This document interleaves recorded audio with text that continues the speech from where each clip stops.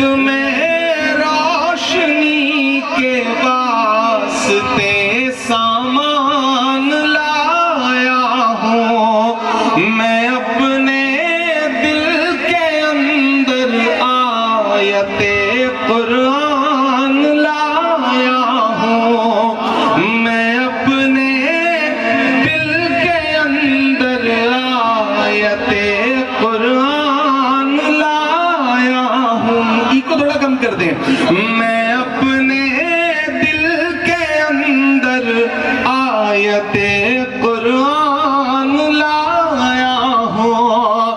خدا پوچھے گا محشر میں کہ کیا لایا ہے دنیا سے، میں کہہ دوں گا تیرے محبوب پر ایمان لایا ہوں، میں کہہ دوں گا تیرے محبوب پر ایمان لایا ہوں۔ بہت تقریر کرنے کا وقت نہیں ہے اور بہت شاعری سنانے کا بھی وقت نہیں ہے، لیکن ایسی محفلیں جب ملتی ہے جہاں پورے شہر اور پورے اطراف کے ذمہ داران بیٹھے ہوں، اور خصوصی طور پر مجھے اچھا لگ رہا ہے کہ بڑی تعداد میں میری مائیں بہنیں یہاں پہ بیٹھی ہوئی ہیں جو ہمارے سماج کو بناتی ہیں، جو گھر کو بناتی ہیں، ان کی اتنی بڑی تعداد یہاں پہ اکٹھا ہے۔ میں آپ سب کی موجودگی کو سلام کرتا ہوں۔ ایک بہت چھوٹی سی غزل کے 2-3 شعر سناتا ہوں۔ میں جب دنیا بھر میں ہندوستان کے الگ الگ شہروں میں جاتا ہوں اور جو موجودہ حالات ہیں انہیں دیکھتا ہوں اور پھر اپنے سماج کی تاریخ دیکھتا ہوں، تو کبھی کبھی سوچتا ہوں کہ کچھ تو چوک ہوئی ہے، کچھ تو غلطیاں ہوئی ہیں، کہیں نہ کہیں ماضی میں ہم نے کچھ پیچھے چھوڑا ہے۔ ایک غزل کے 2-3 شعر آپ کو سناتا ہوں کہ آج تاریخ ہے حیران، کہاں چوک ہوئی، جو حالات ہیں، جو دنیا اور ملک میں جو منظر ہے اس کے پس منظر کو یاد رکھیے اور یہ مصرع سنیے۔ آج تاریخ ہے حیران، کہاں چوک ہوئی، سوچئے گا کبھی سلطان، کہاں چوک ہوئی، سوچئے گا کبھی سلطان، کہاں چوک ہوئی۔ تم پہ دولت بھی ہے، تعداد بھی، طاقت بھی ہے، میں دانشور لوگوں کے بیچ میں کھڑا ہوں۔ تم پہ دولت بھی ہے، تعداد بھی، طاقت بھی ہے، پھر بھی ہو بے سر و سامان، کہاں چوک ہوئی، پھر بھی ہو بے سر و سامان، کہاں چوک ہوئی۔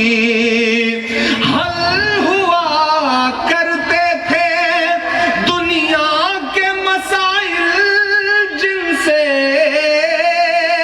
میری نئی نسلوں، حل ہوا کرتے تھے دنیا کے مسائل جن سے، مسئلہ اب ہے مسلمان، کہاں چوک ہوئی، مسئلہ اب ہے مسلمان، کہاں چوک ہوئی۔ اور ایک شعر جو بڑا سچا ہے کہ رہ گیا کس لیے تو علم و ہنر میں پیچھے۔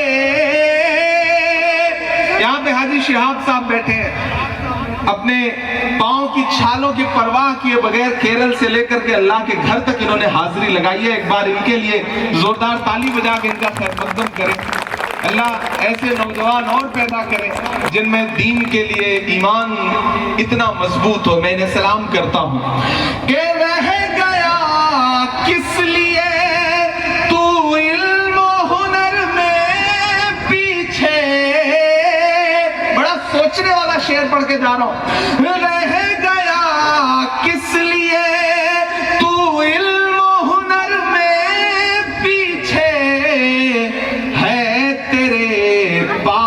تو قرآن کہاں چوک ہوئی ہے تیرے پاس تو قرآن کہاں چوک ہوئی سوچئے گا کبھی سلطان کہاں چوک ہوئی آج تاریخ ہے حیران کہاں چوک ہوئی.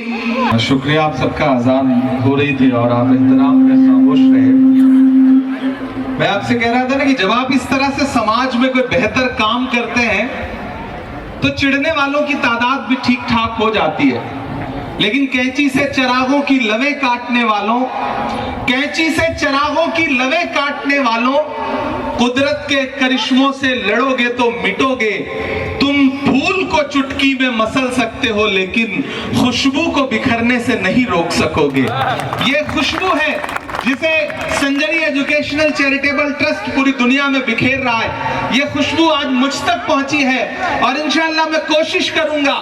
میں اتر پردیش سے آتا ہوں، ہمارے یہاں بھی سموہ شادیاں ہوتی ہیں لیکن وہ بس ہوتی ہیں، ایسا لگتا ہے جیسے سیاسی یا پھر سماجی طور پر کر دیا گیا.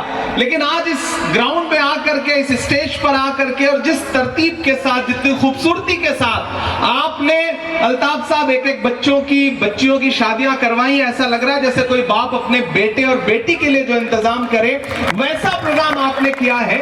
اور میں ہندوستان کے کسی بھی شہر میں جاؤں گا تو اس پروگرام کا ذکر ضرور کروں گا اور یہاں سے بہت کچھ سیکھ کے جا رہا ہوں. یقین جانے کہ جب بھی اس طرح کی کسی محفل میں آنا ہوتا ہے تو مجھے یہ محسوس ہوتا ہے کہ سماج میں کچھ ایسے لوگ باقی ہیں جو اللہ کے رسول کی سنت کو زندہ بھی کر رہے ہیں اور اسے آگے بھی بڑھا رہے ہیں. تو میں آپ کو بہت مبارکباد دوں گا. میں آپ سے کہہ رہا تھا نا کہ لوگ جلنے والے ہوتے ہیں. وہ ایک سانپ نے جگنو کو پیچھا کیا، جگنو کو پریشان کیا، اس کو کھانے کی کوشش کی تو جگنو بھاگتا رہا.